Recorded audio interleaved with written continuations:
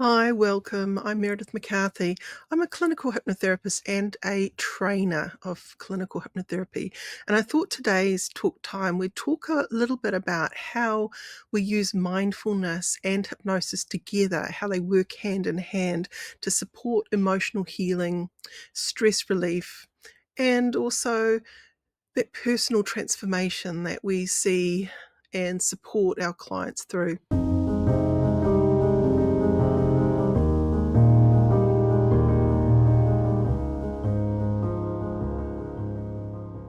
Now, in this episode, what inspired me is really the idea of meditation practice. And there's been a lot of evidence to suggest that mindfulness is very, very useful in reducing stress and anxiety.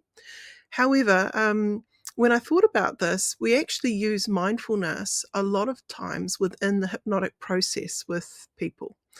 Let's get right into it. So, what is mindfulness, first of all? So, when we're kind of looking at being in the present moment, this is a big part of mindfulness practice, but we've got to do it non judgmentally. So, we've got to think about maybe observing our gentle space and just being rather than getting lost in the story about the meaning behind objects or how it makes you feel. It's more about just being present non-judgmentally, and that's more challenging than you think. So it is a practice, it's something that we can work on, but it could just be notice the breath, notice the coolness of the inhalation and the warmth of the exhalation. Notice how you feel in your body today. Maybe you're sitting. Notice the space underneath you and how it's supporting you, how it's holding the weight of your body. You might be aware of also the feeling of the clothes that you're wearing today on your skin. You might be aware perhaps of sounds around you. And when we gently observe non-judgmentally, it can really bring us into the present moment quite peacefully, if you like. So this is a big part of it. Mindfulness, breath awareness, body scans, guided meditations are all part of that mindfulness practice. I'd like to talk about how mindfulness has really become a trend in the mainstream healthcare and schools. So when we're kind of looking at, the adoption of this idea of mindfulness practice, it's more than just sitting cross-legged on the floor, closing your eyes and meditating. It is a method in which you can allow your mind to be just gently ushered in to being present. Many times we are thinking about the past or we're thinking about the future, and we're very rarely actually present in our body. In New Zealand, the government, they put together a scheme of making sure that cell phones are not part of the classroom. And that has been really important for, I think, children's development. Because when we're thinking about what a cell phone does, it's a great distractor, and it's taking you away into other worlds and other thoughts that isn't necessarily relating to this moment now that you're actually experiencing in real time. It's an escapism, if you like. So our brain is getting this candy all the time, and it's getting bored when we don't get it. So we must really work on being more and more gadget free, just putting away those things and coming back into the here and now, being present in an actual conversation with a real human in front of you for a period of time without the constant distraction of the notification bell or something on your phone.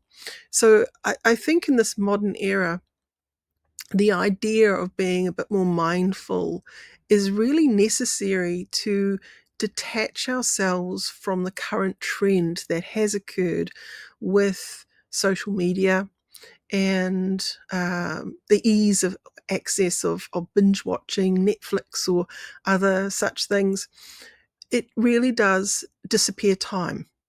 But when you look back, it's very hard for that person to even remember where their time went.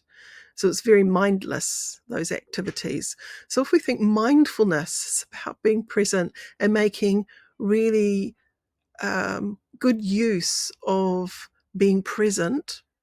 So if something wonderful does happen, we're able to enjoy it. We're able to be fully aware and present with that moment and let it fill us up mindfully. I like to share maybe an example of how eating can be a mindless activity for many. So if we hoof down our food very quickly and we're not really chewing it, we're hardly even tasting it, we're probably eating mindlessly. If, however, we eat it mindfully, it's kind of eating it and noticing its texture, noticing its juiciness or dryness or crunchiness or smoothness, whatever that is, but noticing how it is to chew the food mindfully, really taste it properly. And that is a much more satisfying way of eating.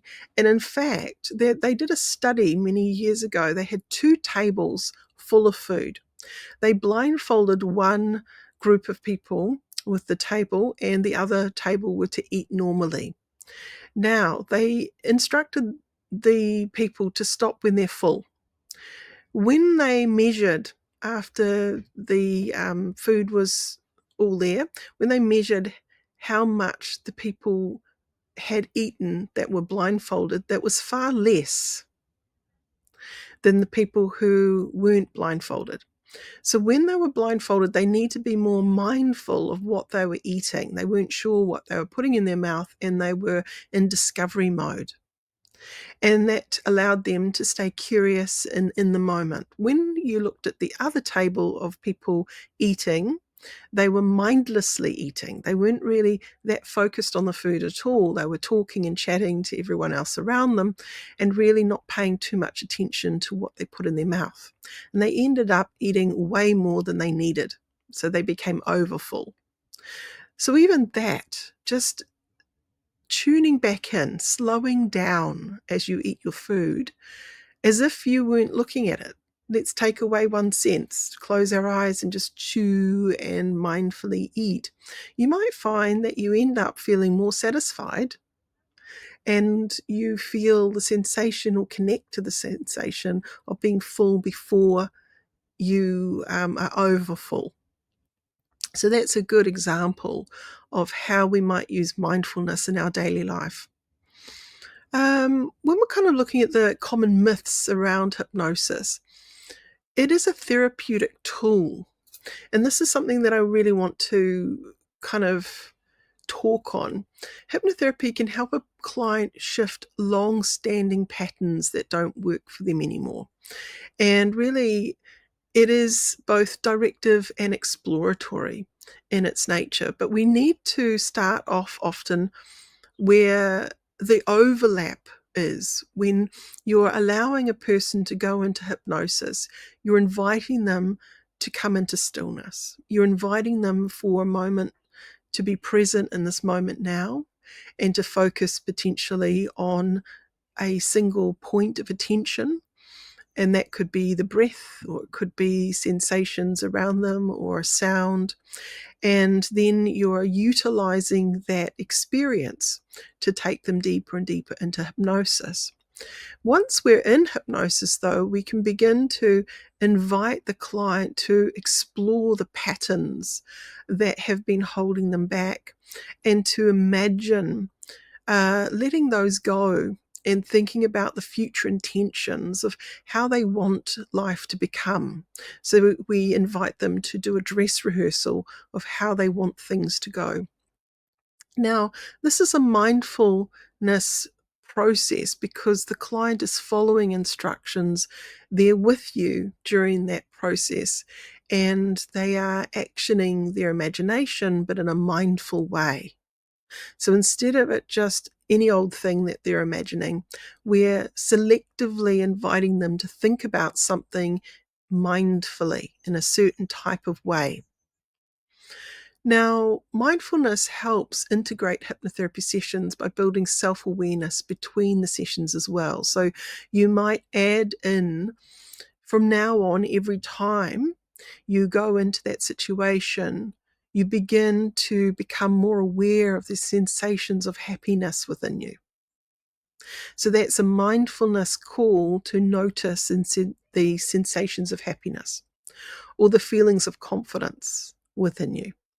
You might begin to notice too the positive thoughts that stream through your mind whenever you go to do that wonderful activity that in the past may have made you feel scared. But as you go into the future, you only have feelings of confidence and trust. So these are the kind of things that a hypnotherapist can implant mindfully into the client's mind as an experience that they can look forward to having later in time. So it's called a post-hypnotic suggestion. So this is what we work on all the time with our clients. Now, I'm a trainer for the NZACH, the New Zealand Academy of Clinical Hypnotherapy here in New Zealand, and we do an online journey with our students, and I love teaching them about mindfulness and about really the placement of thoughts, how we can support our clients to be their best. And this is something that is really important, focusing on the blend of what I've learnt as a long-time meditator and also a teacher of meditation, along with understanding the power and the principles of suggestion. So those two things can really couple up to be very, very powerful for teaching students how to be the best kind of therapist. So mindfully journeying the client through and having a process to follow is a big part of it. I'm also a great believer that the client has the answer. And so we need to stay mindful of that as a practitioner. We need to allow ourselves to be mindful of the kind of questions that we might be asking a client to elicit their awareness, their self-realization. This is important as part of the journey of empowering people. Now, if you're interested in learning more about hypnosis or even mindfulness practice, get in touch. I'm passionate about teaching and doing this. I've been doing this for a very long time, over 30 plus years, and I was running meditation retreats from 2007, teaching people how to do various styles of meditation, including mindfulness practice. So if you're curious about how that is and how that all works, please feel free to get in touch. You can visit the website nzach.ac.nz. And if you're interested, I can also connect with you over a discovery call and answer any other questions you might have about what we offer in the way of training. So I hope you've enjoyed today's talk time about mindfulness and hypnosis and how they combine together. If you've got any comments you'd like to add, please feel free, or questions that you'd like to ask, please feel free to do that. I'd love to talk to that. Anyway, thank you for joining me on this talk time, and I hope to see you next week. Bye for now.